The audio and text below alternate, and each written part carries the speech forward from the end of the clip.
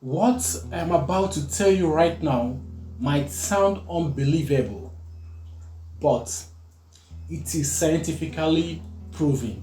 This chicken right here was beheaded by the owner in 20th April 1945, but it died on 17th March 1947, which means it lived for almost 2 years before it died. This story happened in Fruta, Colorado, in the United States of America. And this story is titled Mike the Headless Chicken. And this was coined from a story of a chicken who escaped the fate of becoming a dinner.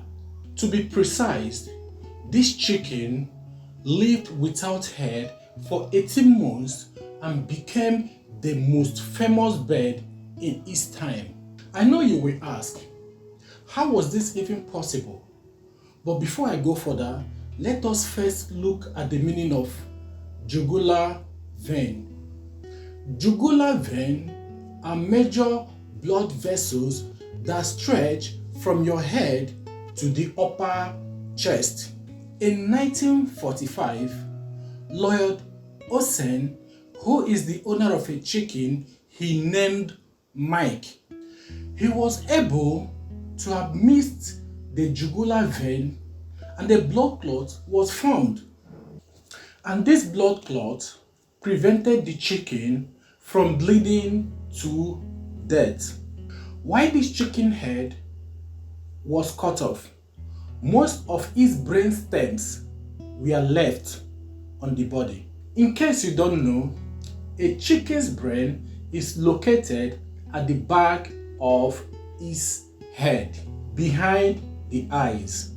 So, this chicken head were chopped off, but the cells that controls breathing, digestion, and other body functions were left untouched. Now, let us assume that this has happened in Nigeria. 90% of Nigerians will believe that it is a spiritual chicken or najuju, despite the scientific explanation behind it. To the science, nothing is terrific in such a time.